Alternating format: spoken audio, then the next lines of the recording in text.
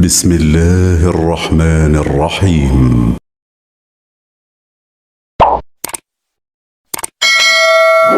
Warahmatullahi wabarakatuh. Alhamdulillah wassalatu wassalamu ala rasulillah wa ala alihi wa sahbihi wa man walah wa ba'du. Saudara-saudariku, kita melanjutkan kajian kita dan insyaallah kita akan masuki pada bahasan utama setelah kita mendoakan dan menghimbau juga terkait dengan hal-hal yang terjadi di sekitaran kita. Sebelum kita memulai, kita bermohon pada Allah semoga Allah berkenan menerima salat yang telah kita tunaikan, dan semoga saudara-saudari kita yang belum menunaikan salat Isya berjamaah di belahan bumi manapun diberikan kemudahan oleh Allah Subhanahu wa taala. Hari ini kita akan masuk pada pembahasan surah Al-Baqarah. Setelah dituntaskan pembahasan surah Al-Fatihah di pertemuan yang lalu, kita akan masuk pada bagian yang kedua, surah kedua dalam Al-Quran dari 114 surah yang diturunkan kepada Nabi Muhammad SAW. Kita masuki surah yang kedua, dinamakan dengan surah Al-Baqarah. Seperti biasa, manhaj kita dalam mengkaji ayat-ayat Al-Quran, setidaknya kita akan bahas dengan 3 pendekatan utama. Pertama, kita akan bahas dari sisi bahasa Al-Quran, karena setiap huruf bahkan harakat yang melekat pada firman Allah dalam Al-Quran itu mengandung nilai mu'jizah. Karena itu sebelum masuk pada kedalaman maknanya, kita akan pelajari kandungan setiap rangkaian huruf dan makna yang melekat di dalamnya. Baru yang kedua, kita akan kaji pendekatan maknanya secara tafsir. Karena itu kita juga akan merujuk dan harus merujuk pada keterangan para ulama-ulama yang sanadnya nanti akan tersambung pada Rasulullah sallallahu alaihi wasallam. Seperti biasa, saya pun akan perkenalkan kitab-kitab rujukan kita. Dalam setiap pertemuan barangkali saya akan perkenalkan ragam kitab, sehingga insya Allah selesai kita mengaji tafsir ini, kita pun mengenal jenis-jenis tafsir yang ada di bumi saat ini yang kita sudah dapat kaji dan bahas dalam pertemuan kita. Dan terakhir, kita akan bahas pula terkait dengan khususnya fiqh ataupun ibadah atau muamalah yang terkait dengan ayat-ayat yang dikaji pada setiap surah yang kita bahas. Kita masuki surah Al-Baqarah. Kenapa surah ini dinamakan dengan Al-Baqarah? Kita awali dengan mukaddimah terlebih dahulu. Penamaan saya sengaja buka karena kadang ada akhwat masuk sana sini kan, supaya tidak bercampur. Tapi kalau saya pakai berarti terlihat. Cuma nanti kalau saya baca kitab, kemungkinan besar saya pakai kacamata. Kalau lihat antum, saya buka kacamata. Ya, tapi bukan berarti saya lihat antum gak jelas gitu ya. Bukan. Konteksnya supaya saya bisa memandang dengan lebih baik. Nama yang melekat pada surah Al-Quran setidaknya mengacu pada 3 kriteria utama. Pertama, ada nama yang dilekatkan pada sebuah surah mengambil lafaz atau kalimat yang terletak di ayat itu, baik dia berada di awal ayat, pertengahan, ataupun akhirnya.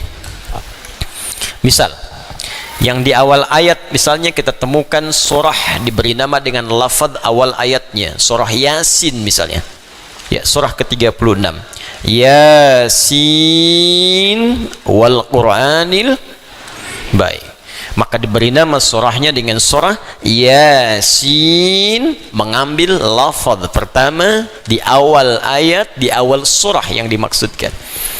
Yang juz amma, misal surah Ad-Duha, wad-duha wal-laili idza saja. Baik, wad-duha, maka diberikan nama yang melekat pada surah ini dengan nama Ad-Duha. Ada lagi misal yang di pertengahan, ya, Al-Insyirah atau surah Alam Nashrah atau Asy-Syarah. Ya, dari mana kalimatnya diambil Asy-Syarah? Ada redaksi berbunyi di awal ayatnya Alam Nashrah laka sadrak. Alam awal pembukanya nashrah. Dari sini diambil kemudian penamaannya surah asy-syarah atau al-insyirah, atau bahkan disebutkan alamnya, alam nashrah. Ada yang diambil dari akhirnya, misalnya ya, dua surah paling favorit di muka bumi bagi muslim milenial masa kini, dua-duanya kul. Ya, kul terakhir dalam Al-Quran surah 113 dan 114. 113 qul a'udzu birabbil falaq. 114 ini yang paling favorit, qul a'udzu birabbin nas. Maka surah 113 diberi nama surah Al-Falaq, dan surah ke-114 diberi nama surah An-Nas. Jadi ada nama surah yang diambil dengan nama lafaz pembuka atau yang melekat pada ayat itu, baik di awal, pertengahan ataupun akhir ayat, karena hikmah tertentu. Nanti kalau sudah masuk ke dalam surah dan ayatnya, kita bahas hikmahnya. Ada yang kedua, diberi nama dengan esensi yang melekat pada isi surah tersebut, walaupun namanya tidak ada di lafadznya. Jadi kalau dicari di lafadz surahnya sampai kiamat kurang 2 hari nggak akan ketemu, nggak ada dicari-cari lafadznya itu, tapi esensinya ke situ. Misal tadi 113, 114, 112 ya, ini dibaca orang-orang yang paling ikhlas di muka bumi. Kul pelengkap dari yang 2 tadi, ya, qul huwallahu ahad Allahus samad lam yalid walam yakul lahu kufuwan ahad. Coba cari mana kalimat al-ikhlasnya, ulangi lagi kalau nggak percaya. Surahnya namanya surah apa? Tuh, bacaannya qul huwallahu Allahus lam yalid walam yakul lahu. Mana al-ikhlasnya? Secara lafaz tidak ditemukan. Secara esensi makna, kalau dibaca semua sampai akhirnya, intinya ikhlas. Apa itu ikhlas? Dan menggunakan alif lam sehingga menjadi al-ikhlas. Contoh, nah, pakai kacamata.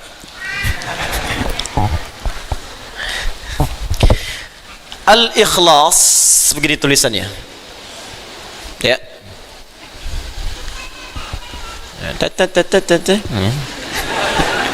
Hamzahnya qata, ya, harus qata. Ini wasalnya qata. Ikhlas. Akar katanya dari kata khalasa. Khalasa, ini. Khalasa. Ditambah hamzah di depannya, gini. Itu dari kaidah sharafnya. Ketika ditambahkan hamzah di depan, maka harakat di sini pindah ke sini. Karena pindah, yang ini mati. Ya, mati dengan tenang. Ya ayyuhan nafs, ya ayat Tuhan nafsul mutmainnah. Mati dengan tenang, bahasa Arabnya tenang, sukun. Karena itu rumah tangga yang ingin tenang disebut dengan sakinah. Sakinah, mawaddah dan rahmah. Quran surah ke-30 ayat 21. Litaskunu ilaiha. Tapi taskunu masih hidup, meninggal sukun. Makanya di atasnya ada bulatan. Ya, di film-film kartun dulu kan kalau dia mati ada bulatan di atasnya kan? Nah, ya kan? Son Goku ketemu dengan Piccolo, Kamehameha habis kan? Apa saya? Nonton nggak? Ya. Penulisnya saya tahu, Susuke Watanabe. Ya. Saya baca, saya senang baca. Liverpool kalah sama Chelsea, saya tahu 2-0. Nah, ini pindah ke sini. Udah. Waktu kita cuma sebentar. Jadi tambah ke sini jadi A gini. Ini mati. Karena mati, kemudian harakatnya sukun, akhlasa gini. Masdarnya menjadi ikhlas. Pindahkan ke bawah harakatnya, ikhlas.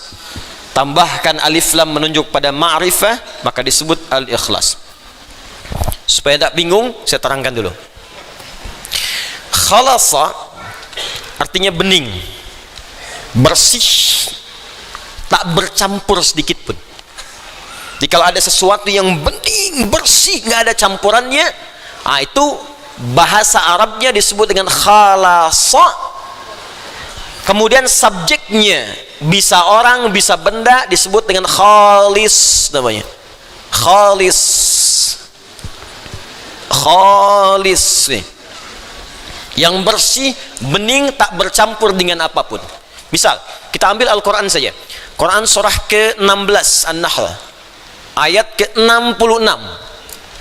Allah infokan bahwa di dalam binatang ternak tertentu, ya seperti sapi misalnya, kerbau dan sejenisnya, itu ada saluran yang sangat unik. Yang satu darah min baini farthin, kotoran, ya di sini ada kotoran, farthin, fa ra tha,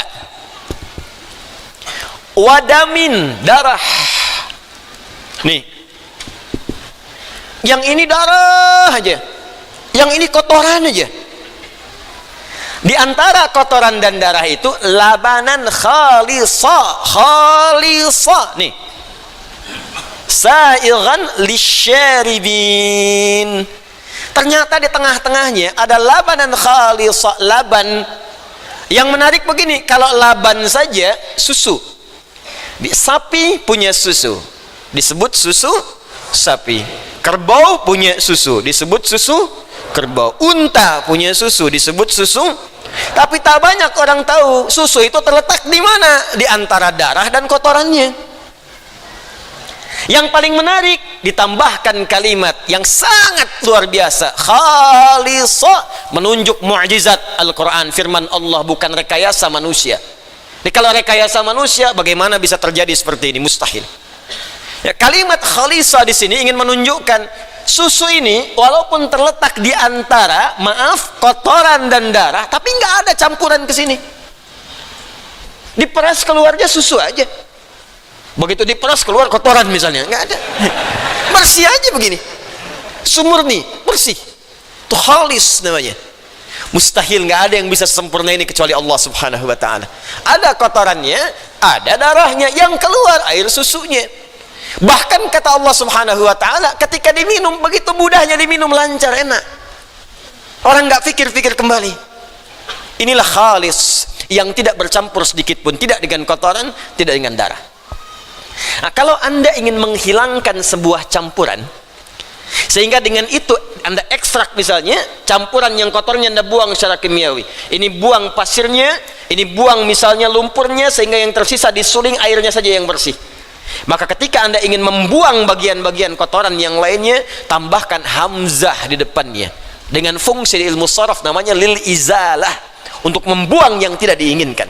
Tambahkan hamzah di depannya dari akar katanya. Khalasa, tambahkan hamzah, pindahkan harakatnya ke sini. Hamzah ini fungsinya lil izalah, izalati. Nah, ini untuk menyingkirkan, membuang, menghilangkan yang tidak diinginkan. Di kalau khalasa sudah bersih. Indaka la amal al-an, khalas. Apa masih ada pekerjaan sekarang? Sudah selesai.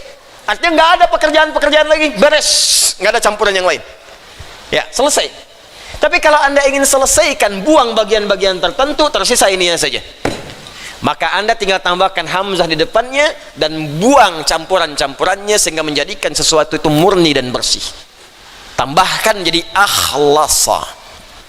Nih, kalau sudah dihilangkan, bersih semuanya, maka menjadi sifat, masdar, ya, ism, maka berubah namanya dari akhlasa menjadi ikhlas. Kalau Anda khususkan pada hal tertentu, misal saya ingin menyembah Allah saja dan saya hilangkan campuran-campurannya, ya, saya tidak ingin menyekutukan Allah, saya tepikan yang lain-lain, yang saya sembah Allah saja, yang saya pertuhankan hanya Allah, yang lain saya tepikan, saya tidak mengakui yang lain, saya buang semua, hilangkan, yang saya akui hanya Allah saja. Maka tambahkan alif lam di depannya pada kalimat ikhlas, menjadi al-ikhlas. Karena itu ketika Anda membaca surah Al-Ikhlas, maka surahnya hanya menunjuk kepada Allah semata, yang lain buang semua. Qul huwallahu, katakan Muhammad kalau ingin bertuhan hanya Allah saja satu-satunya. Ahad itu satu, nggak ada duanya, apalagi tiga dan sebagainya. Karena itu namanya pun langsung ditetapkan oleh Allah. Di ketika turun pertama kali itu kalimatnya Rabb semua, ya, Qul a'udzu birabbil falaq, qul a'udzu birabbin nas. Rabb. Orang-orang Quraisy bertanya, Muhammad, nama Tuhanmu sebenarnya siapa? Kalau Rabb, kami juga punya Rabb, namanya Lata, Uzza, Manat. Itu Rabb kami. Rabb kamu siapa? Maka turun kalimat dari Allah. Qul, katakan pada mereka, huwa, yang dimaksud Rabb itu Allah. Ahad. Sudah, hanya satu-satunya, nggak ada yang lain. Bahkan namanya pun menunjuk pada yang satu. Saya pernah katakan kepada Anda, ini nama mesti beda dengan nama Tuhan dan makhluk, mesti lain. Kalau Anda ingin menuhankan sosok Tuhan, maka ciri pertamanya kata Al-Quran mesti beda dengan makhluk. Ada khalik, ada makhluk. Kalau makhluk punya sifat ketuhanan, berarti tidak sama. Kalau Tuhan punya sifat makhluk, berarti bukan Tuhan. Jadi yang paling logis antara Tuhan dengan makhluk mesti beda sebeda-bedanya. Makanya ada kalimat dalam Al-Quran, singkat, padat, jelas, tepat. Laisa kamitslihi syai'. Gak boleh sama. Makanya namanya pun kata Allah beda. Ketika Anda hilangkan semua namanya pun, satu persatu hurufnya akan tetap menunjuk kepada Allah subhanahu wa ta'ala. Allah. Tuh tulisannya. Kurang kebaca, saya gedein. InsyaAllah. Bismillah. Tuh saya tulis sendiri, hapus sendiri. Ya, ya mah cuman ngelihat, nonton, ketawa, masuk surga. Enak banget. Alhamdulillah. Lihat sini, Allah. Tuh, Ahad, satu-satunya, nggak ada yang lain. Saya nggak bicara sifat dan yang lainnya dulu, saya bicara tentang namanya dulu. Bahkan kata Allah, namanya pun Ahad, hanya menunjuk pada yang satu, yang lain nggak bisa ikut. Gimana kalau kita buang satu? Baca, lillahi ma fis samawati wa ma fil ard. Masih menunjuk kepada Allah, nggak lain nggak ikut-ikut. Buang satu lagi, satu dibuang maka tasdidnya hilang. Lahu mulkus samawati wal ard, lahu ma fis samawati wa ma fil ard. Masih menunjuk kepada Allah. Buang lagi lamnya, baca hu, singkatan dari huwa. Tahu dari mana disingkat? Sebab ketika kita baca huwa, maka wakaf di situ, wa-nya nggak bunyi. Al-Baqarah ayat 255. Allahu la ilaha illa hu. Kalau mau baca huwa, teruskan wasal. Allahu la ilaha illa huwal hayyul qayyum, baru baca huwa. Karena bacaan Quran termasuk bahasa Arab itu, al-arabu la tantiqu illa bil harakat wa la taqifu illa bis sukun. Orang Arab tak mungkin mengucapkan kecuali ada harakatnya, disebut dengan hidup ayu. Dihidupkan dengan a fathah, ya kasrah, i atau u dhammah. A i u. Awas, wataqifu au tantahi bis sukun, dan berhenti dengan sukun. Walaupun ada tandanya harakat, kalau berhenti harakatnya nggak dibaca. Baca Al-Fatihah, nggak ada yang bunyi di ujungnya kalau dia sukun. Alhamdulillahi rabbil alamin, sukun, padahal akhirnya fathah a. Cek ya, so khatam-khatamnya sampai 10-14 riwayat nggak ada yang dibunyiin akhirnya. Alhamdulillahi rabbil alamin, nggak ada, pasti mati. Maka yang disebut mad jadi panjang, arid baru. Kenapa? Karena sukun, mad arid disukun. Ini pun sama, kalau Anda ingin berhenti pada kalimat huwa, Allahu la ilaha illa, wa-nya hilang. Allahu la ilaha, nggak ada yang lain, jangan ikut-ikut. Illa, kecuali yang ini aja, huwa. Kalau berhenti di sini, wa-nya nggak dibaca, hu. Paham? Baik, terus Anda tanya lagi, huwa ini siapa? Balikin ke Al-Ikhlas tadi. Kul, katakan huwa, yang dimaksud huwa ini Allah. Kul huwa Allah ahad. Kul huwa Allahu ahad. Allah lagi. Anda hapus semuanya, hilangin tuh. Tuh. Hilangin. Kelihatan nggak? Nggak kelihatan, namanya ghaib. Alladzina yu'minuna bil ghaib. Menunjuk ke Allah juga. Jadi yang lain nggak ikut, satu tanda. Jadi indah. Jadi kalau Anda baca surat Al-Ikhlas dengan benar, qul huwallahu ahad, mesti ikhlas. Apa artinya ikhlas di sini? Menjadikan Tuhan itu hanya Allah saja, yang lain tidak ikut-ikut. Karena itu kalau orang sudah paham, bergantungnya pun pasti akan terkait dengan yang satu, Allahus Samad. Sifat-sifat makhluk hilang, melahirkan, dilahirkan hilang, lam yalid walam Yulad, berteman, punya sekutu. Nggak mungkin Tuhan tuh mesti kuat. Manusia punya partner, Tuhan tidak. Makhluk dilahirkan, Tuhan tidak. Makhluk melahirkan, Tuhan tidak. Makhluk mesti lebih lemah dibanding Tuhan. Walam yakul lahu kufuwan. Maka Tuhan tak punya syarikat. Indah konsepnya. Ini konsepsi dalam Islam. Jelas konsepsinya. Paham? Tapi dalam kejelasan ini pun tetap diminta menghormati orang lain. Tuh indahnya, kok cari deh di kitab manapun. Tunjukkan pada saya. Nggak akan ada yang seperti ini keterangannya. Tunjukkan pada saya. Anda ada ditemukan, silahkan potong kambing. Nggak ada. Lakum dinukum la ikraha. Jangan paksa orang. Tugas kita meyakini, cuman belajar supaya benar-benar yakin. Jangan cuma mengatakan la ilaha illallah, syahadu an la ilaha illallah, tapi nggak ada ilmunya. Dikasih super mie pindah. Kasih sarung pindah, kasih biskuit pindah. Makanya mesti ada ilmu. Ilmu itu kita pelajari, dikenal dengan ilmu tauhid namanya. Untuk mengesahkan Allah, dari kata ahad muncul wahada yuwahidu tauhidan. Itulah yang disebut Quran surah ke-47 ayat 19. Fa'lam annahu la ilaha. Terjemahkan dengan ilmu nahunya, baca dengan balaghahnya. Fa'lam, maka cepat mesti punya ilmu. Bukan sekedar dengan terjemah, maka ketahuilah, ya sudah tahu. Yang tahu itu diyakinkan. Bagaimana meyakinkannya? Cari ilmunya, pelajari supaya kita yakin betul menyembah Tuhan yang benar. Harus yakin, tuh agama pengetahuan Islam itu. Dituntut kita untuk tahu, cari. Pelajari kenapa Tuhanmu Allah. Itu Allah sendiri yang nyuruh. Sampai benar-benar yakin, makanya nggak goyah kita. Sampai yakin betul. La'annahu la ilaha illallah. Sampai engkau bisa tetapkan dalam jiwamu, nggak ada Tuhan selain Allah. Paham? Tapi dalam keadaan ini pun jangan paksa orang. Hormati orang lain, jangan ganggu. Kalau mau orang lain ibadah, silahkan ibadah. Jangan diganggu mereka. Kalau tanya, kita jelaskan, kita dakwahi dengan baik. Mau masuk, alhamdulillah. Mau tidak, itu pilihan. Fair kan? Toleran tidak? Maka saya sering katakan, jangan ajarkan toleransi pada umat Islam. Sudah khatam, Cepi.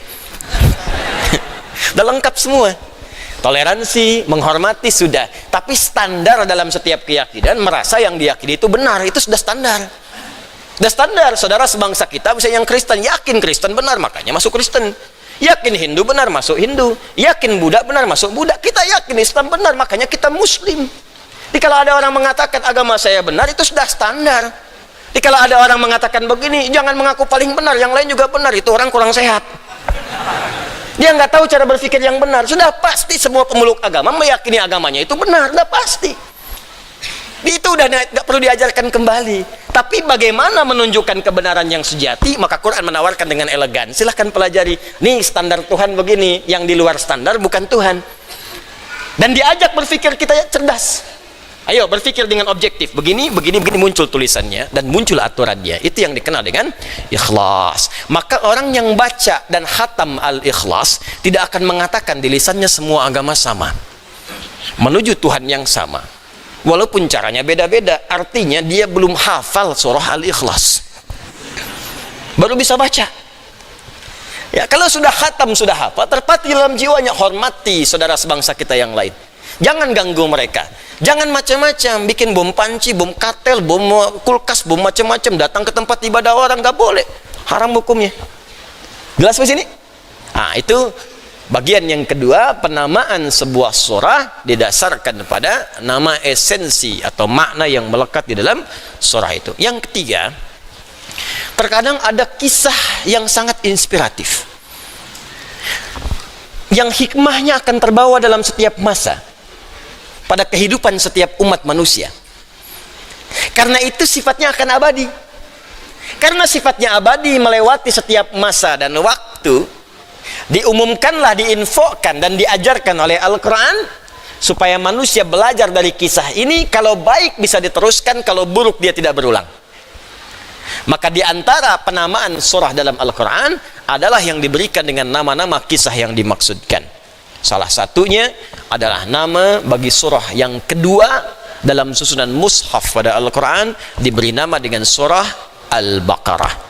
Surah Al-Baqarah ini menganut bagian yang ketiga, yaitu disebutkan penamaannya atas kisah inspiratif yang terjadi pada satu masa yang hikmahnya ingin disampaikan oleh Allah kepada kita umat manusia tanpa mengenal batas dan waktu.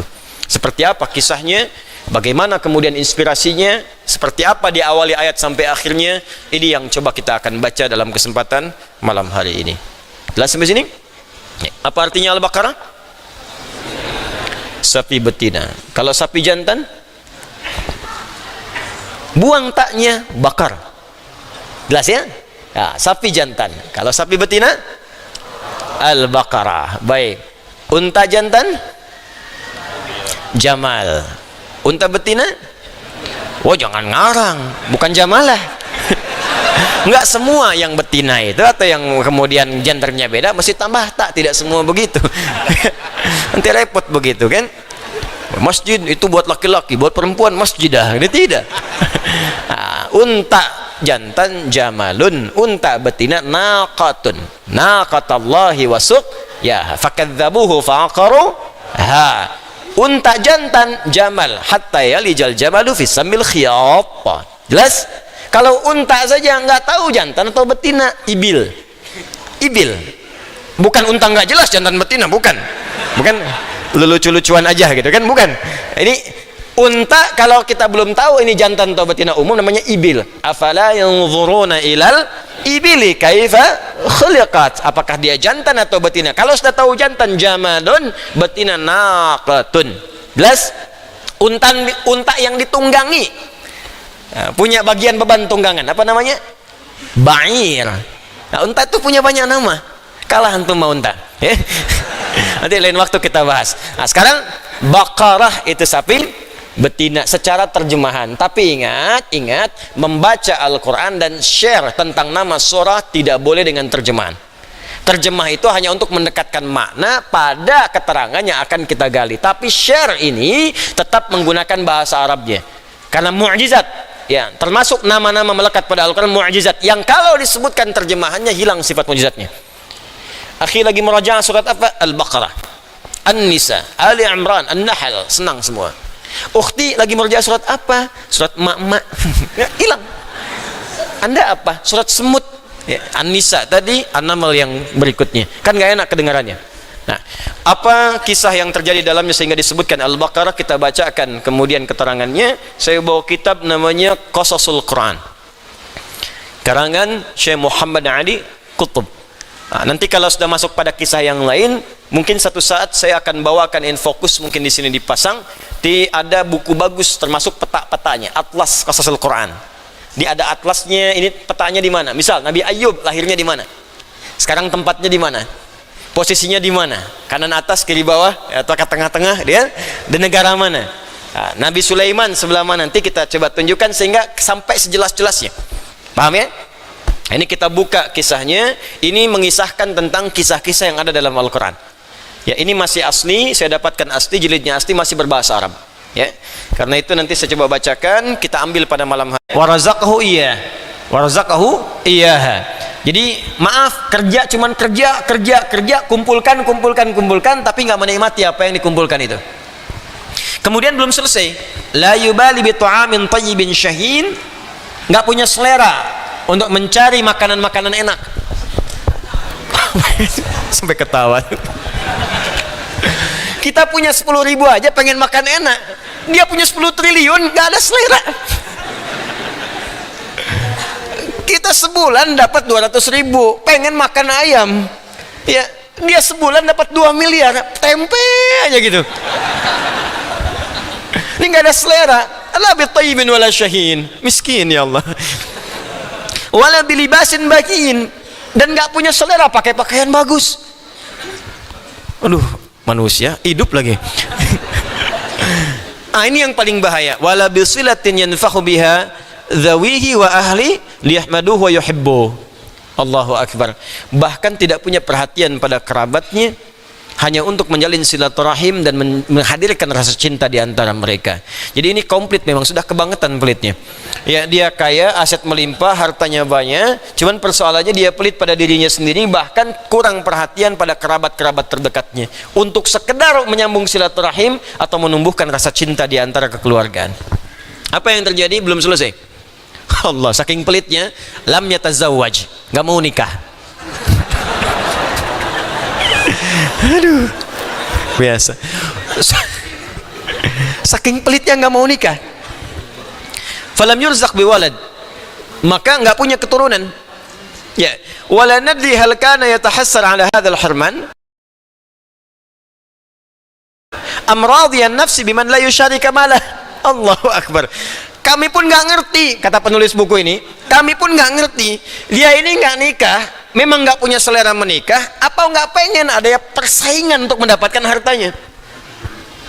Jadi dia takut mungkin kalau menikah itu sebagian dapat oleh istrinya, kalau nikah harta diambil oleh keturunannya. Sampai saking pelitnya nggak nikah. Bayang nggak teman? Wa kana lahu auladu akhin fuqara. Namun demikian perlu Anda ketahui, wa kana lahu auladu akhin fuqara. Dia memiliki saudara, anak-anak, dan hidup dalam keadaan miskin. Jadi si kakek ini punya saudara, saudaranya punya anak-anak, dan keadaan mereka fakir, sangat miskin. Fakir. Dia ada fakir, ada miskin, itu beda. Fuqara jama fakir. Kalau fakir sudah nggak ada pekerjaan dan sulit memenuhi kehidupan. Kalau miskin ada pekerjaan tapi hasil pekerjaan itu tak mampu memenuhi kebutuhan. Jelas ya? Dan ini berhak mendapat zakat. Ada di Al-Quran surah ke-9 ayat 60. Innamas sadaqatu, zakat hanya boleh disalurkan. Yang bagian pertama lil fuqara, jadi menempati urutan pertama. Ya, wal masakin, dan orang miskin, golongan yang kedua dari 8 golongan. Ya, nanti ada al-amilin 'alaiha mu'allafati qulubuhum wa fir riqab wal gharimin wa fi sabilillah wa ibnis sabil. 8. Fuqara qad adzallatuhumul hajah, saking fakirnya itu sangat sulit mendapatkan kebutuhan. Kata zillah, zillah itu maaf Pak ya, ibu ya, rendah, terhina gitu. Jadi untuk menemukan makanan-makanan yang kata orang pun makanan yang biasa, murah, itu nggak bisa. Ya, biasanya yang mungut-mungut, tempat sampah apa gitu, ya. Ya, dari makanan sisa orang diambil itu orang Arab menyebutnya zillah untuk makanan itu. Sampai ke tahap itu. Kemudian berumur panjang. Apa hikmahnya? Nanti kita lihat. Kita lihat. Wa kana wahidun min abna'i akhihi, maaf, syariran bitab'i. Dari 5 tadi, salah satu di antara mereka ternyata punya perilaku tabiat yang tidak baik, pelaku kriminal. Syarir itu jadi ada pakai sin, ada pakai shin. Makhrajnya beda ya. Kalau shin besar, shin wastul lisan di sini. Shin wastul lisan. Kalau sin kecil, torful lisan di sini. Di lidah ujung bertemu dengan gigi. Ada syarir, syarrun, ada sarrun, itu beda. Kalau pakai sin kecil, sururun, itu gembira. Kalau sin besar, syurur, itu keburukan. Wa min syururi anfusina, bukan sin kecil, bukan wa min sururi, tapi syururi. Jelas? Dan ada satu di antara keluarga yang tadi itu punya perilaku yang sangat buruk. Si al-khuluqi, ya, akhlaknya buruk. Fasidad dhamiri, sudah nggak punya nurani. Nah, jadi pelaku kriminal tingkat tinggi lah. Ya. Zadahul faqru wa ghinal am su'an ala su'i. Nah, kemudian karena dia itu fakir dan melihat kemudian pamannya kaya, punya perilaku begitu, maka bertambahlah kemurkaannya kepada paman itu. Maaf ya, sudah preman, sudah kasar, ganas, nggak punya hati, keadaan fakir, diacuhkan paman, makin nambah lagi. Nah, nanti kita akan lihat hikmahnya, dan ini nanti akan kita lihat di surah Al-Baqarah. Pesan apa yang terkandung di dalam kisah ini? Saya mau tanya pada Anda, sampai sekarang pernah nggak menemukan orang kaya pelit? Banyak. Awas, hati-hati, nanti kita akan lihat. Mungkin ada juga, mungkin ada saudaranya. Kalau bukan saudara dekat, mungkin saudara jauh, mungkin tetangga, mungkin kerabat, mungkin macam-macam, mungkin teman dan sebagainya. Sekarang saya tanya pada Anda, ada nggak teman yang menghabisi nyawa kawannya yang kaya? Ada? Nih, kita lihat sekarang. Kita lihat sekarang. Wa fi dzati lailatin, pada satu malam, ishta'allat fi qalbihi dawafi'ul jarimah, maka muncullah, menyala-nyalalah dalam jiwanya, dalam nafsunya keinginan untuk berbuat tindakan kriminal. Wa waswasa lahu syaitanu asbabaha. Maka setan memotivasi. Jadi ketika menyala nafsunya untuk berbuat kriminal pada pamannya, datang setan melakukan dinas dan tugasnya. Was-was. Di setiap pikiran maksiat itu akan disertai oleh setan yang berdinas. Makanya jangan pernah berpikir maksiat. Kalau Anda berpikir maksiat, setan datang, Pak. Kalau Anda pengen ngundang setan, itu pelaku maksiat itu begitu. Jadi terfikir sedikit, setan datang. Makanya gampang kalau kita ingin menolak setan, cukup kita lakukan yang baik-baik. Ya, Anda mengerjakan taat, setan pergi. Anda mengerjakan maksiat, setan datang. Jadi kalau nggak mau diganggu setan, setan bosan dengan Anda. Bosan sama orang ini gitu ya. Ya. Bikin setan sampai capek, bikin setan bosan. Ya, ayo kita lawan dia. Caranya apa? Bikin dia putus asa dengan meningkatkan ketaatan. Tinggalkan maksiat. Makanya nanti kita akan lihat di antara surah yang kalau dibacakan surah itu, setan nggak akan datang. Itu Al-Baqarah. Nanti kita lihat fadilahnya. Nanti ada hadis Nabi mengatakan di riwayat Al-Imam At-Tirmidzi, orang yang membacakan Al-Baqarah di dalam rumahnya, maka setan tidak akan datang kepadanya dalam 3 malam. Orang yang baca Al-Baqarah di siang hari, setan nggak akan datang di 3 hari. Ya, nggak percaya silakan. Bacakan. Ya. Kalau setannya masih datang, berarti dia hatam Quran tuh. Anda baca Al-Baqarah. Nggak, mungkin Anda yang bacanya kurang tepat ya. Jadi kita lihat, teruskan. Wa zayyana lahu na'imal irthil 'arid wal malil jammi. Bahkan diangan-angankan nih loh, ini kamu akan dapat kalau dia mati, kamu eksekusi, hartanya akan berpaling kepadamu. Tuh, hati-hati. Ini motivasi bagi pembunuh, motivasi bagi perampok dengan merampok harta banyak, dengan korupsi harta banyak terkumpul. Kumpul. Ini kan motivasi koruptor itu begitu, harta pengen banyak. Motivasi perampok, pembunuh, pembegal pengen harta. Ini udah ada. Di pembegal sekarang telat, 2000 tahun udah ada. 2000 tahun itu ke zaman Nabi ke kita 1500 tahun, 3500 tahun. Di perilaku untuk menghabisi orang, untuk mendapatkan hartanya, telat kalau sekarang masih ada. Pembunuh sekarang telat, perampok sekarang telat, koruptor sekarang ketinggalan zaman. Udah jauh. Ya. Itu makanya penyidik yang paling hebat itu diteliti dulu siapa yang datang, bagaimana ekspresinya, gesturnya bagaimana. Ya, ini kok tiba-tiba belum tahu apa-apa udah nangis, sudah macam-macam dan sebagainya. Awas. Nah, ini udah ada kejadian, maka bisa belajar dari sini nih dalam penelitian. Walatama wasaha, dia memukul-mukul pipinya, berteriak, paman saya meninggal, tolong dan sebagainya. Ya, fitamthilin bari, profesional aktingnya. Fitamthilin bari, berakting secara profesional. Luar biasa. Ya, ka'annahu faqada azizan ghaliya, seakan-akan dia kehilangan orang yang sangat dia sayangi. Baik. Thumma qala qailun minhum, dan di antara orang berkerumun itu ada yang mengusulkan, berkata mereka, linadhhab ila nabiyillahi Musa alaihi salam faqad najidu ladaihi ma yajlu ghawamidul hadithil alim. Kalau gitu saya usul kita pergi aja kepada Nabi Musa alaihi salam. Dengan datang itu mungkin kita bisa mendapatkan solusi dan diberi petunjuk untuk menemukan pelaku pembunuhan brutal ini. Maka sepakatlah mereka berangkat ke Nabi Musa alaihi salam, bertanya seputar pembunuh ini siapa. Ini diantara mungkin nanti di sisi lain kita akan belajar cara menemukan dan mengungkap kasus-kasus tertentu mungkin di sub yang lain. Tapi pertanyaannya, saat mereka datang ke Nabi Musa itu, seperti apa mereka menginformasikan pada Nabi Musa? Bagaimana dialog yang terjadi ketika bertemu Nabi Musa? Apa jawaban Nabi Musa ketika disampaikan kasus seperti ini? Itu jawabannya ditemukan di surah Al-Baqarah. Untuk itulah baru kita masuk ke suratnya untuk menemukan tentang lanjutan kisah yang dimaksudkan ini. Kita baca sekarang, jangan tunggu minggu depan. Ketipu ya. Dikira pekan depan ya. Sekarang. Saya udah nggak taklim berapa pekan kemarin. Sekarang sampai subuh kita. Nggak, sabar sebentar insya Allah ya. Ya, baca dulu. Saya takut ketika Anda pulang, haji apa? Al-Baqarah. Gimana ceritanya? Bersambung. Ya, baca dulu. Ya, mukadimah yang kedua. Nah, sabar aja, jawabannya ada di Al-Baqarah. Suratul Baqarah, surah Al-Baqarah. kita merujuk pada keterangan ulama dulu. Saya bacakan kitabnya supaya ilmunya kita sampai dan lengkap ya, dengan sanad-sanad yang jelas. Jangan nanti belajar Ustaz Adi nggak ada referensi dan tidak bagus ya, kita harus baca juga sehingga mengetahui dan ilmu itu tersambung pada keterangan Nabi SAW.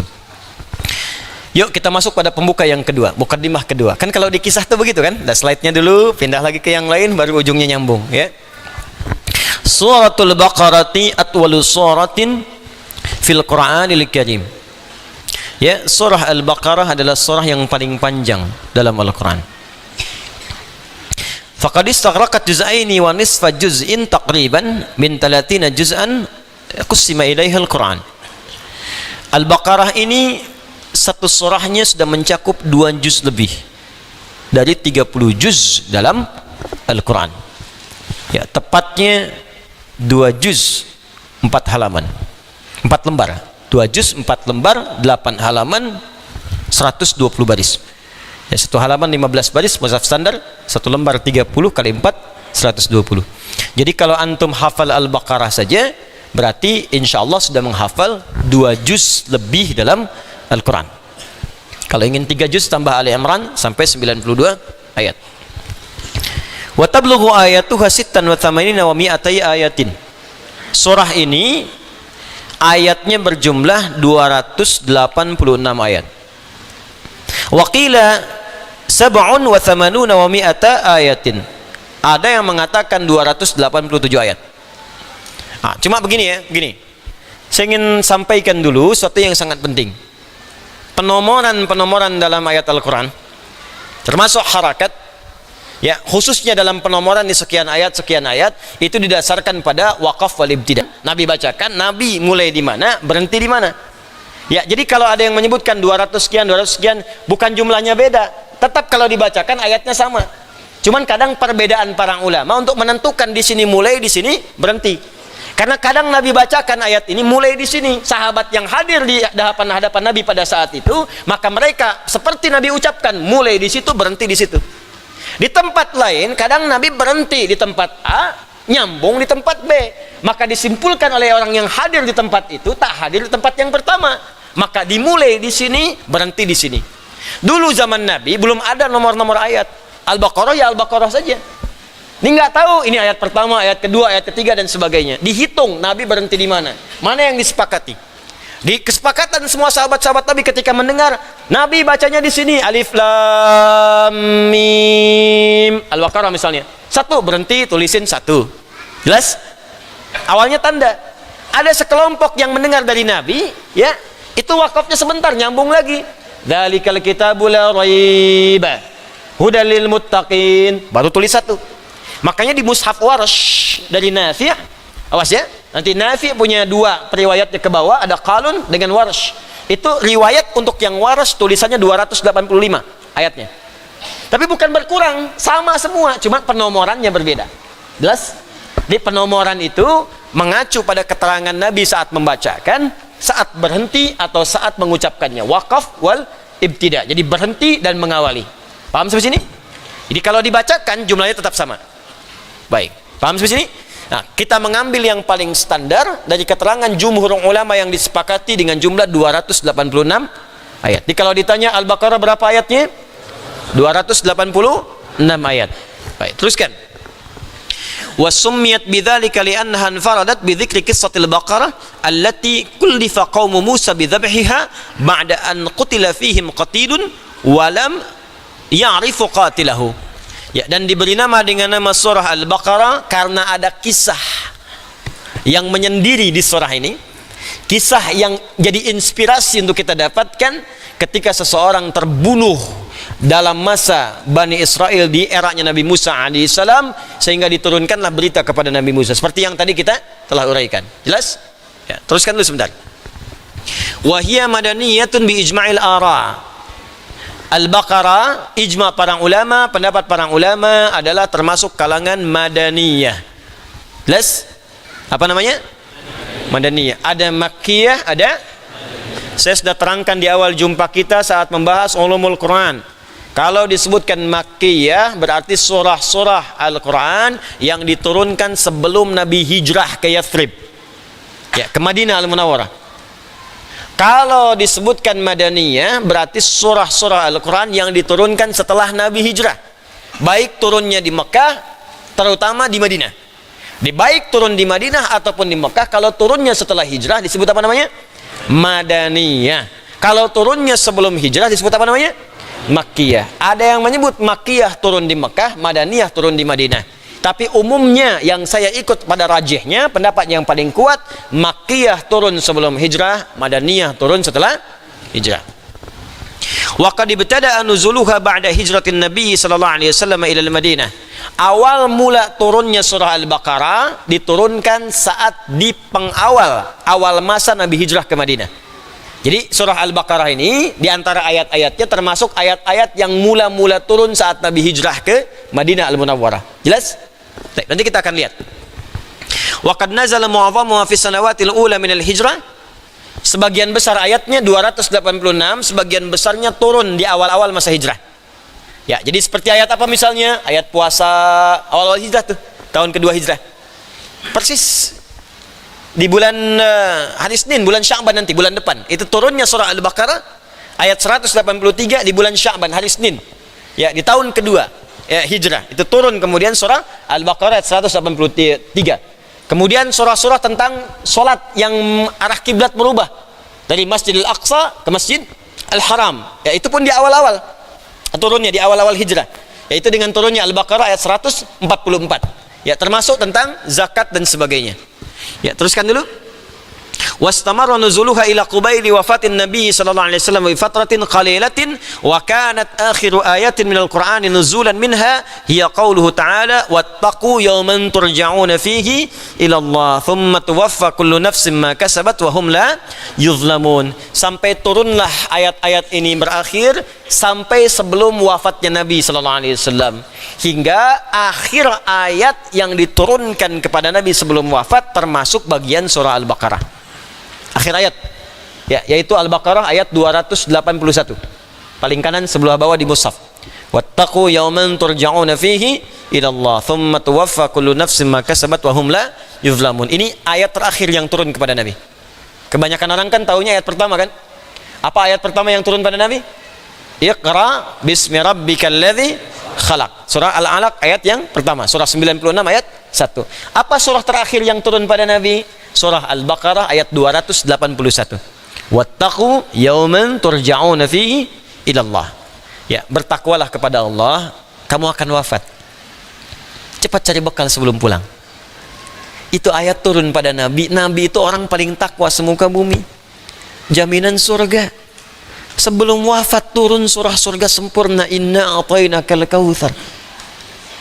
Nabi kita mulia, disanjung oleh Allah. Wa innaka la'ala khuluqin azim. Disebutkan pada nabi-nabi sebelumnya, semua mulia, tapi tetap sebelum wafat diminta oleh Allah, sampaikan pada umatmu, juga pada dirimu, takwalah pada Allah, tingkatkan takwa, kamu akan wafat. Nabi yang paling takwa masih disuruh takwa. Ya ayuhan nabiyyu ittaqillah. Hei Nabi, tingkatkan takwamu kepada Allah. Jadi kita harusnya malu Pak, Ibu, kepada Nabi. Nabi yang paling takwa disuruh takwa, maka kita yang bukan Nabi seharusnya lebih pantas untuk mengerjakan itu semua. Kata Allah, kamu akan wafat. Wattaqu yawman turja'una fihi ila Allah. Kamu mesti siap-siap, saat kamu satu masa akan pulang. Tidak harus dengan datangnya corona, dengan apapun mungkin kita wafat. Bahkan mungkin tanpa sakit kita pulang. Sebagian mesti sadar mungkin corona itu hadir di sekitaran kita untuk mengingatkan pula. Coba lihat, diberikan wabah seperti itu, banyak orang kehilangan pegangan, mulai ketakutan, mulai mencari Tuhan. Selama ini kemana aja? Dan kadang-kadang keterlaluan, masker diborong-borong. Dalam situasi sulit masih berbuat maksiat, keterlaluan orang, dosanya banyak itu. Orang kesulitan harga dinaikin. Masker 25.000 jadi 300.000. Orang kebanjiran pisang di 100.000 satu. Ini susah ini. Kemana domirnya? Nuraninya kemana gitu? Makanya saya sepakat, tangkap aja orang-orang begitu tuh. Penimbun masker, penimbun macam-macam, dosanya banyak. Dan nggak sadar gitu. Tapi sisi yang lain, banyak orang ketakutan.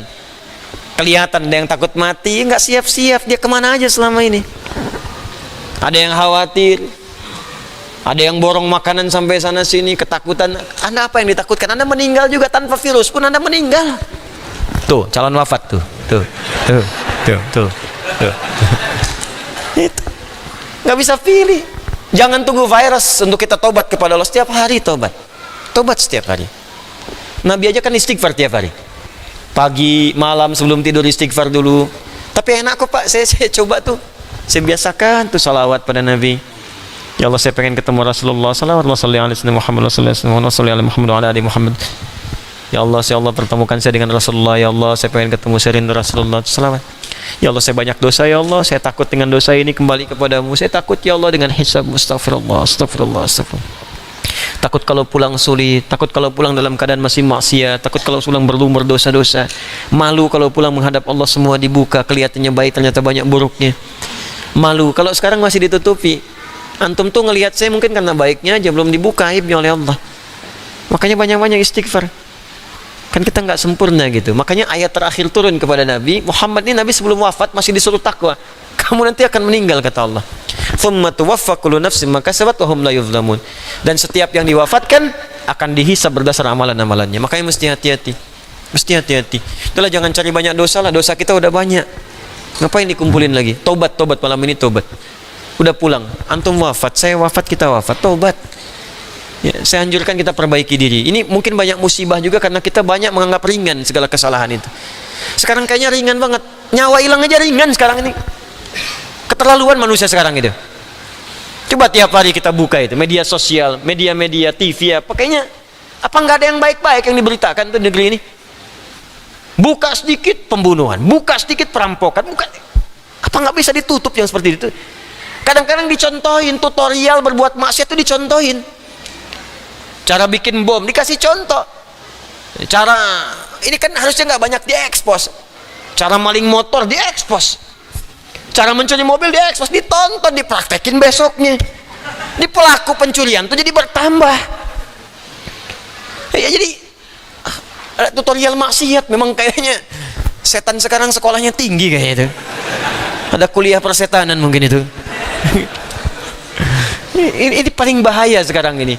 Paling bahaya ini, mesti banyak-banyak istighfar nih. Bu, Pak ya, tontonan di rumah tuh udahlah. Kalau perlu TV begitu matikan aja deh. Saya di rumah tuh nggak pernah saya setel. Kalau setel tuh paling-paling yang di Mekah, rusak semua kalau begitu tuh. Rusak.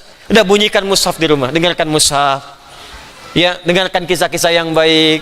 Itu masih banyak bacaan bagus kok. Buka Sirah Nabawiyah, sekarang udah jadi kisah. Ustadz-ustadz kita yang nyampaikan bagus-bagus, buka itu.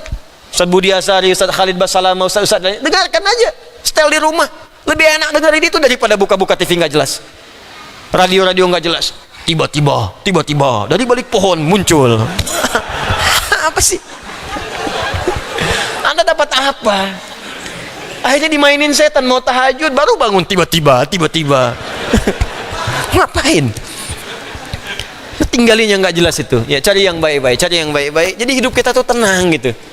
Ya sekarang ini ada saatnya lah kita mesti tegas pada bagian-bagian tertentu dalam kehidupan kita itu. Ya, balik ke sini. Anda nggak akan dizalimi kata Allah. Ya, kata Allah, "Tsumma tuwaffa kullu nafsin ma kasabat wa hum la yuzlamun." Setelah wafat, maka amal kita yang kita perbuat, yang kita bawa, nggak akan dizalimi. Kalau emang maksiat. Makanya tobat dari sekarang. Kalau emang baik ya baik. Ayo. Ini Rajab bulannya Allah, syahrullah. Banyak istighfar bulan ini. Ya, banyak istighfar bulan-bulan ini. Dan banyak memaafkan. Saya pun insya Allah akan membuka diri. Saya minta maaf kepada setiap kalangan yang dalam setiap kesempatan pasti saya banyak salahnya, saya minta maaf. Ya, kalau ada yang perlu diselesaikan silahkan datang. Jangan bicara di belakang. Kalau di belakang tuh saya nggak tahu. Datang pada saya. Udah pasti saya nggak tahu kalau di belakang itu. Ya, jadi kalau Anda punya persoalan dengan saya atau dengan siapapun, jangan di belakang, nggak akan nyampe Joni. Datang bicara, selesai. Daripada Anda bingung sendiri, nyampein sana, nyampein sini, Anda pusing sendiri. Akhirnya Anda kumpulin maksiat, gak selesai dosanya.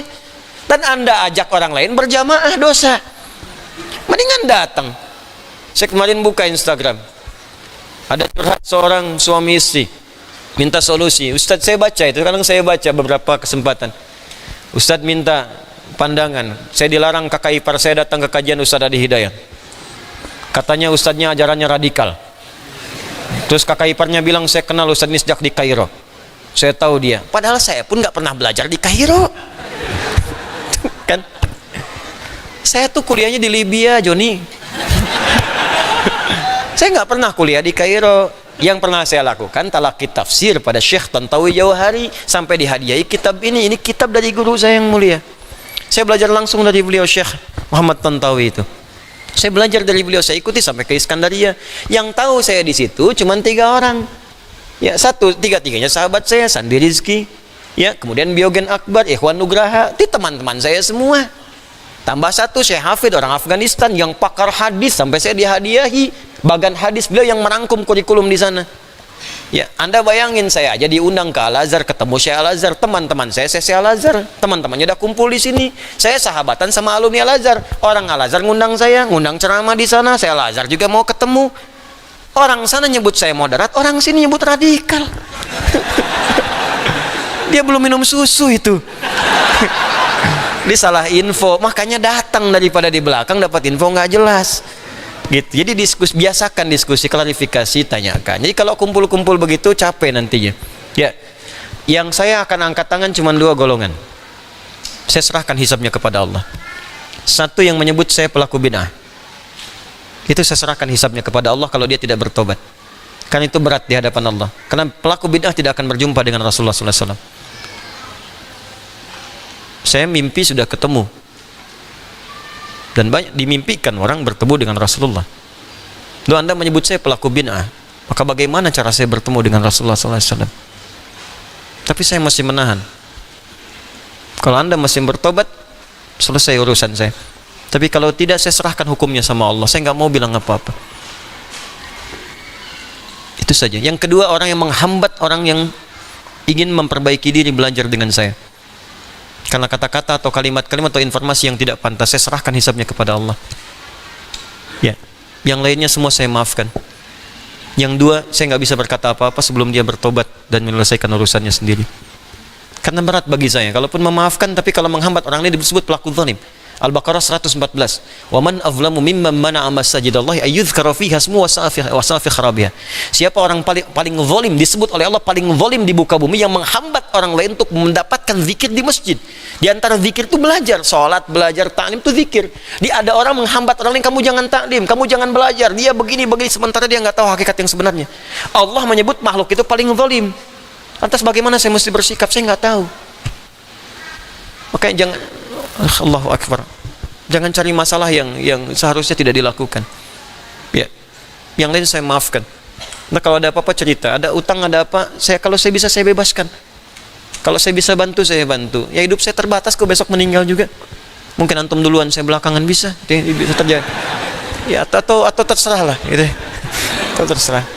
Ya, jadi sudah jangan banyak cari maksiat. Nah, kalau yang 2 tadi saya serahkan urusan sama Allah. Yang menyebut saya bid'ah, atau yang kedua yang menghambat orang lain untuk mengaji tanpa alasan yang jelas, sehingga orang itu tidak mendapatkan kebenaran. Bahkan ada yang berbahaya sehingga membuat orang itu benci dengan saya padahal nggak kenal saya. Coba Anda kebayang nggak, kalau Anda kenal Anda benci, mungkin ada persoalan. Anda nggak kenal Anda benci, kebayang nggak? Yang paling bahaya itu kan paling bahaya. Anda nggak kenal setan difasilitasi, Anda nggak kenal saya dibenci, kan perbedaannya jauh. Bayangkan Nabi Musa saja, Nabi Rasul, ya, kenal Fir'aun, makhluk paling zalim. Fir'aun tuh ustadz bukan, ngaku Tuhan, hobi bunuh orang. Diperintahkan Musa berdakwah kepada lembut, faqula lahu qaulan layyina. Anda Nabi bukan, Rasul bukan, surga belum jelas, amalan berantakan, hisab menegangkan. Ya, berdakwah kepada saya yang bukan Fir'aun. Saya nggak pernah bunuh orang sampai sekarang, mabuk nggak pernah, apalagi ngaku Tuhan. Terus tiba-tiba Anda mencela saya, Anda siapa? Termasuk saya pun demikian. Kita sama-sama perbaiki diri. Tapi poinnya adalah kita akan wafat, itu aja. Kita akan wafat. Ya, kita akan wafat. Tolong yang apa namanya? Saya pernah berjanji pada siapapun, kalau belum ada hubungi staf saya segera. Saya selesaikan. Mungkin ada yang pernah disampaikan antum umroh atau antum dapat porsi haji kuota, ya, atau misalnya saya ingat tuh satu aja, ada Joni yang pernah manjat bendera itu, ingat, terbayang saya di benak saya itu. Saya pernah janjikan beliau beasiswa gitu, ada uang senilai tertentu. Kalau ada yang tahu aksesnya tolong sampaikan. Kalau bisa ke sini saya ketemu. Saya nggak ada masalah, saya cinta negara, saya cinta bangsa saya. Siapa yang menghormati bangsa saya sekalipun dia tidak seagama dengan saya akan menghargainya. Karena saya mencintai negara saya. Joni bukan muslim, tapi dia sudah membanggakan bagian menjaga marwah negara kita. Kita mesti angkat dia. Wallahu alam, kalau dia dapat hidayah alhamdulillah, kalau tidak saya nggak paksa. Yang penting saya bisa mewujudkan cinta saya pada bangsa saya dengan menghargai siapapun. Ya, bodoh kalau menyebut saya anti Pancasila, itu orang bodoh. Atau menyebut saya misalnya anti NKRI, itu orang kurang sehat. Ya, kurang sehat. Dan apa hubungannya dengan materi kita sekarang? Sudah, ini terakhir. Ada aja. Ya. Fadluha. Saya lompat sebentar, keutamaannya. Amalkan, catat. Keutamaannya, catat. Ini jarang-jarang disebutkan. Sudah? Saya sebutkan satu saja untuk malam ini. Nanti kita lihat. Wa qad warada fi fadli suratil Baqarati ahaditsu muta'addidatun. Pernah tersebut dari keterangan Nabi sallallahu alaihi wasallam dari beragam hadis tentang keutamaan surah Al-Baqarah. Wa atharun mutanawwi'ah, juga jejak-jejak kisah-kisah yang tersambung riwayatnya, yang beragam versinya. Jadi kalau athar itu teman-teman, itu bukan kisah biasa ya. Athar itu awalnya jejak-jejak yang diikuti. Jadi kalau antum misalnya melangkah, kan ada tapaknya kan, terus kita ingin ikuti, jadi napak tilas sampai ketemu sumbernya. Nah, itu athar namanya. Kalau disusun jadi satu, jadi ma'thur. Kalau banyak, jadi ma'thurat. Makanya ada zikir ma'thurat, zikir pagi petang, kan ma'thurat ya. Kenapa disebut ma'thurat? Karena zikirnya tersambung jejak-jejaknya kepada kehidupan dan bacaan-bacaan Nabi sallallahu alaihi wasallam. Paham?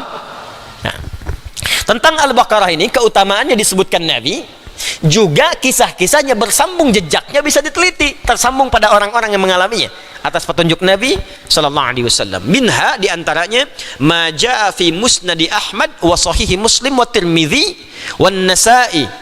Anda bisa temukan jejak ini di Musnad Imam Ahmad, dalam Sahih Muslim, dalam Jami'nya At-Tirmidzi atau Sunan At-Tirmidzi dan Sunan An-Nasa'i.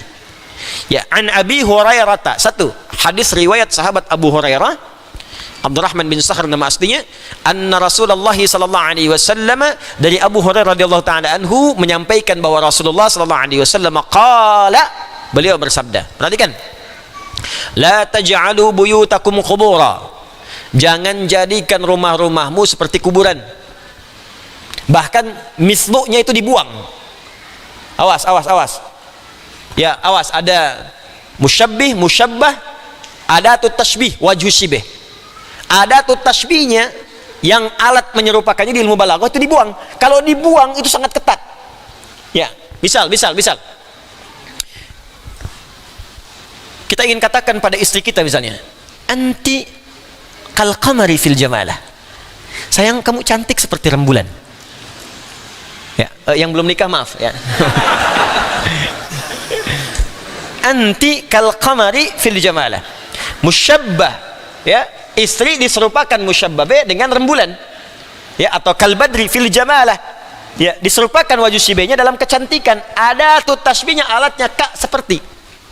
Kalau Anda ingin menguatkan pujiannya, buang, kemudian ada tasbihnya, anti qamarun fil jamalah, kamu itu benar-benar rembulan, ya, benar-benar rembulan dalam kecantikanmu. Kalau ingin lebih kuat lagi, buang fil jamalahnya, anti qamarun, engkau itu purnama di malam hari ini, hilang. Jelas? Nah, ini sebaliknya, kata Nabi, la taj'alu buyutakum qubura. Asalnya begini, la taj'alu buyutakum kal quburi, jangan jadikan rumahmu seperti kuburan, sepertinya dibuang. Maka kalimatnya menjadi, jangan jadikan rumahmu kuburan. Ada rumah yang disebut oleh Nabi kuburan, hati-hati. Bukan seperti lagi, emang kuburan. Kayak kata Nabi ya, ingat. Padahal di sana masih ada orangnya, masih ada penghuninya. Tapi kata Nabi kuburan. Berarti di dalamnya ada mayit-mayit yang berjalan. Awas, hati-hati. Antum kalau sama seperti yang diinfokan Nabi, berarti antum mayit berjalan. Fa innal bait alladhi tuqra'u fihi suratul Baqarati la yadkhuluhu syaitan. Apa rumah yang seperti kuburan itu? Di antaranya rumah yang tidak pernah digunakan zikir di dalamnya kepada Allah Subhanahu wa taala. Gak pernah ada sholat, gak pernah baca Al-Quran di dalam, gak pernah bacaan zikir, subhanallah, alhamdulillah, memuji Allah, salawat pada Nabi. Rumah yang gak pernah dipakai zikir, itu rumah disebut oleh Nabi kuburan. Penghuninya mayat-mayat berjalan. Paham? Maka pakai. Nah, kalau kemudian Anda ingin jadikan rumahnya semerbak, ramai dengan zikir, tapi kadang-kadang ada kesulitan, mau sholat susah, mau baca Quran susah, mau ngaji susah, mau puasa susah, barangkali ada setan di dalamnya. Cara mengusirnya, baca surah Al-Baqarah. Kata Nabi, fa innal baita alladhi tuqra'u fihi suratul baqarati la yadkhuluhu syaitan. Rumah yang dibacakan Al-Baqarah di dalamnya tidak akan pernah dimasuki setan. Yuk baca Al-Baqarah. Ya. Kalau Al-Baqarah berarti berapa ayat tadi? 286 ayat. Jadi kalau masih alif lam mim, setannya mundur dari kamar, lek di ruang tengah. Nyampe 255 sampai pintu depan. 285 keluar dari pintu, 286 menjauh dari pintu Anda. Al-Baqarah satu surat baca. Baca. Ya. Bertahap aja nggak apa-apa. Semampu kita baca sehari berapa sampai terbiasa. Sampai terbiasa. Baca. Keterangan lain, ini bagian paragraf terakhir, sabar. Alhamdulillah. Warawa Ibnu Hibban fi sahihi an Sahal ibn Sa'ad, diriwayatkan oleh Ibnu Hibban dalam sahihnya. Imam Ibnu Hibban punya kitab sahih dikenal dengan Sahih Ibnu Hibban. Jadi bukan Sahih Al-Bukhari saja ya, bukan Sahih Muslim. Sahih Ibnu Khuzaimah ada, Ibnu Hibban ada. Ya, jadi ada banyak versi sahih. Al-Hakim An-Naisaburi punya kitab sahih Al-Mustadrak. Ya, teruskan. Qala berkata, qala Rasulullah sallallahu alaihi wasallam pernah bersabda, "Inna likulli syai'in sinam. Wa inna sinamal Qur'anil Baqarah."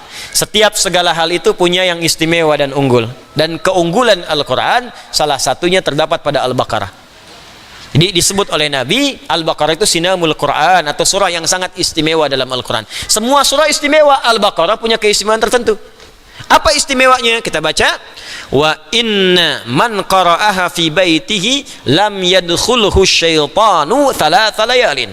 Orang yang terbiasa baca Al-Baqarah, maka setan tidak akan masuk ke dalamnya minimal 3 malam. Wa man qara'aha fi baitihi naharan lam yadkhulhu syaitanu thalathata ayyamin. Kalau dibaca di siang hari, dibiasakan baca, maka tidak akan masuk setan selama 3 hari. Ini kalau ini sudah urusan spiritual, jangan diukur dengan nalar, akal.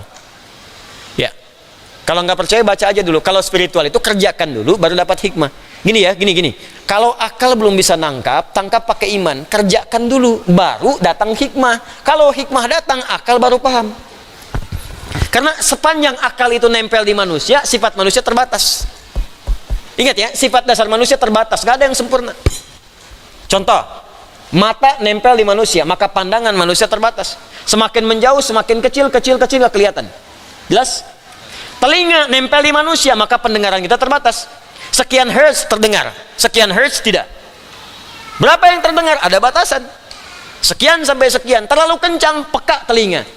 Terlalu kecil, nggak kedengaran, terbatas. Jadi kalau pendengaran terbatas, pandangan terbatas, kenapa akal Anda pengen nggak punya batas? Kan akalnya nempel di tubuh kita. Di sepanjang Anda manusia, pasti akal itu punya keterbatasan. Makanya Allah berikan iman yang tak ditangkap oleh akal, tangkap oleh iman. Jelas? Nanti ketika iman menangkap, hikmah datang. Hikmah itu yang membantu akal untuk memahaminya. Itu poinnya. Jadi kalau Anda belum sholat, jangan hukumi dengan akal, lu sholat dulu, habis sholat baru ngerti. Sampai ngertinya nggak ingin ketinggalan sholat. Itu caranya. Puasa dulu baru komen.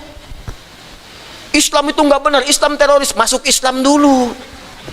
Kalau sudah masuk Islam baru tahu, yakin nggak akan keluar. Nggak percaya silakan, nggak percaya silakan. Ya. Ya pokoknya kalau nggak percaya silakan. Ada non muslim misalnya nggak kenal Islam, komen Islam begini, Islam orang Islam begini. Masuk Islam dulu, masuk Islam, terus praktekkan Islam sebenar-benarnya, sholat yang benar, puasa yang benar, baca Quran yang benar. Yakin saya nggak akan keluar dari Islam. Nggak percaya silakan. Jadi kalau ada yang kepada Anda mengatakan Islam nggak benar tuh gini, Mas, tak kenal maka tak taruh. Ingat, tak kenal maka ta'aruf. Kenalan dulu. Ya. Anda jangan komen tentang handphone kalau belum tahu handphone. Jangan komen tentang TV kalau belum tahu TV. Jangan komen tentang Islam kalau belum tahu Islam. Kalau mau komen tentang satu hal, kenali dulu, datangi, baru tahu. Mau komen tentang Islam, masuk dulu, masuk Islam dulu. Jangan komentari orang sholat dulu. Ini sudah nggak sholat, komen pada yang sholat. Cara berpikirnya salah. Salah cara berpikirnya.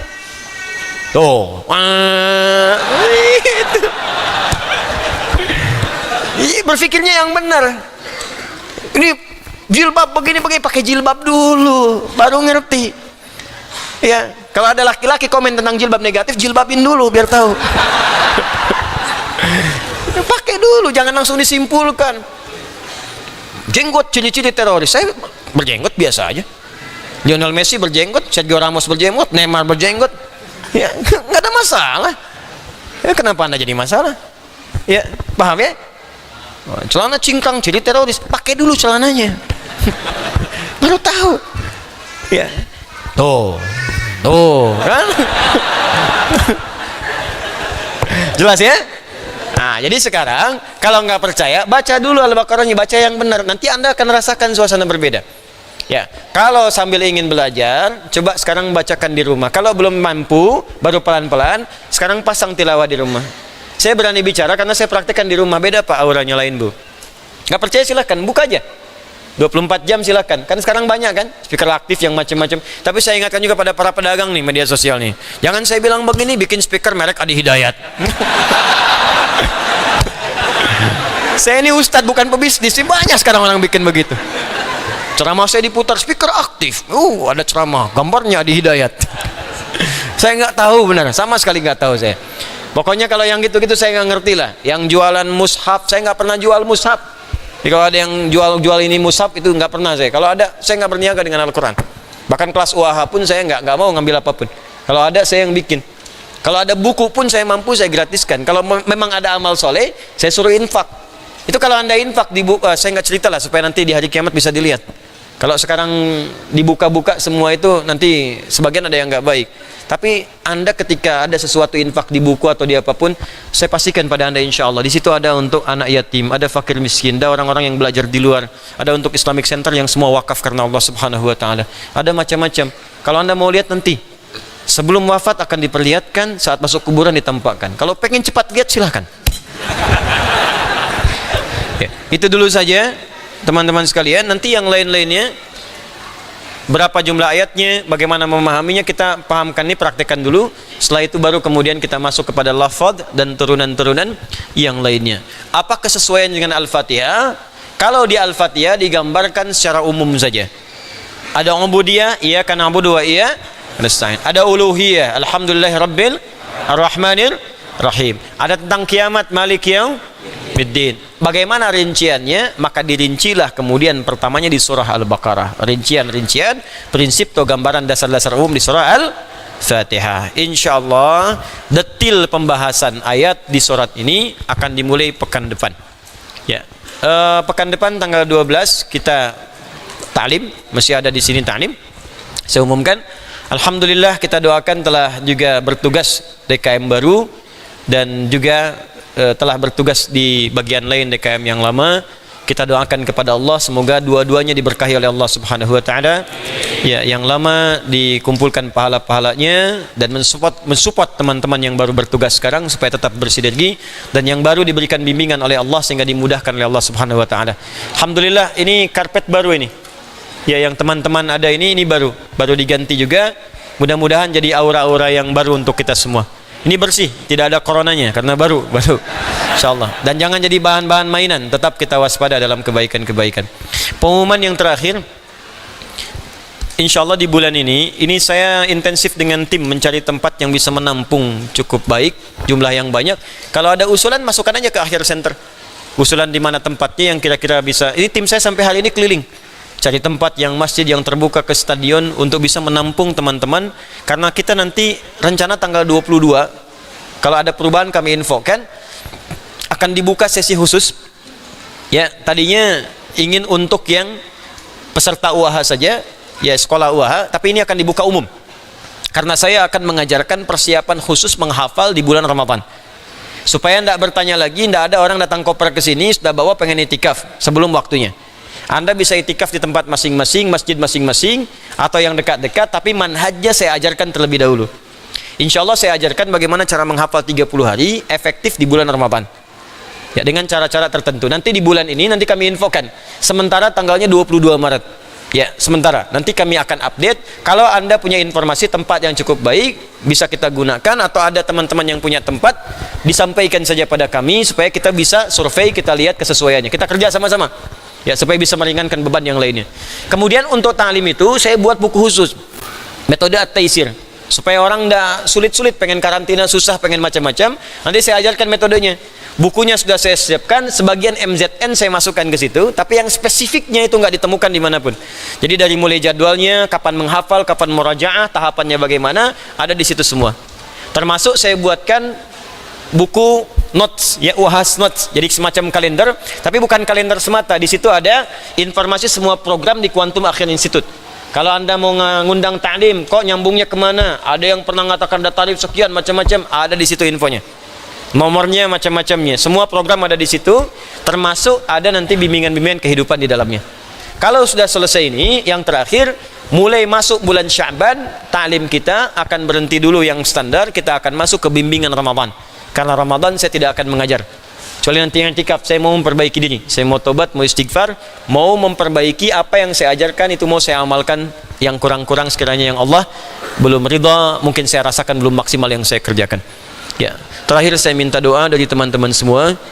Jika memang ada yang, dan pasti ada yang salah, ada yang kurang tepat, saya mohon dimaafkan, karena saya masih manusia. Dan saya ingin menunjukkan kemanusiaan saya dengan bertobat yang benar di hadapan Allah Subhanahu wa taala. Jadi saya minta maaf sebesar-besarnya pada siapapun yang pernah tersinggung atau hal-hal yang kurang berkenan, saya minta maaf. Kalau ada utang piutang mohon disampaikan sehingga bisa diselesaikan dengan cara yang ma'ruf dan benar. Dan hal-hal lain semoga Allah lapangkan hati kita semua untuk berbuat baik. Saya minta didoakan supaya diikhlaskan ya oleh Allah Subhanahu wa taala dan dijadikan wafat kita semua dalam keadaan husnul khatimah. Allahumma taqabbal minna innaka antas samiul alim wa tub alaina innaka antat tawwabur rahim. Allahumma rabbana taqabbal minna ya Allah kull a'malina as-salihah. Taqabbal minna salawatina, taqabbal minna ya Allah, taqabbal minna ya Allah, taqabbal minna ya Allah kull sujudina wa ruka'ina wa siyamana wa tilawatina. Ya Allah, mohon terima amal ibadah kami seluruhnya, salat kami, ruku kami, sujud kami. Ya Allah, tilawah Al-Quran kami, puasa kami, wa tammim taksirana ya Rabbal Alamin, dan sempurnakan segala kekurangan-kekurangannya. Allahumma idza kana minna ya Allah qariban aw ba'idan amwata ya Allah taqaddamu alaina faghfir lahum dhunubahum warhamhum ya arhamar rahimin wa nawwir quburahum waj'al quburahum rawdatan min riyadil jannah wa la taj'al quburahum huftan min hufarin niran. Ya Allah, jika ada saudara-saudari kami telah mendahului kami, entah itu ayah kami, ibu kami, istri kami, atau suami kami, teman kami dekat ataupun jauh, kami mohon ya Allah ampuni dosa-dosa sahabat-sahabat kami tersebut. Sayangi mereka ya Allah di alam kuburnya, jadikan kubur mereka terang sebagai bagian dari taman surga. Mohon jauhkan dari sifat-sifat bagian dari neraka. Allahumma ya arhamar rahimin, idza kana hunalika ghairul muhtadin ila al-islam hatta hadhihi al-laila fahdhum ila al-islam qabla an tawaffu.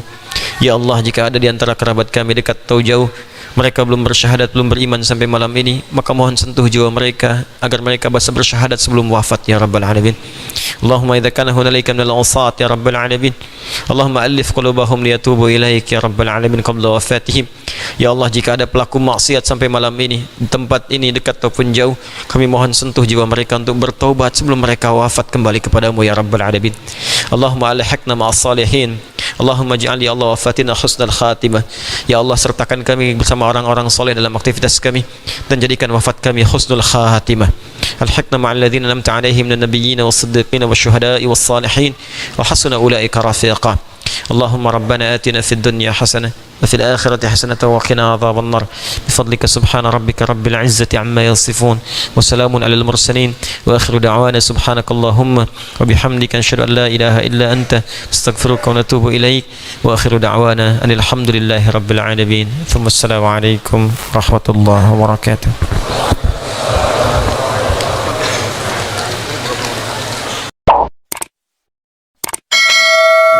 مع السلامة في أماني شيخنا.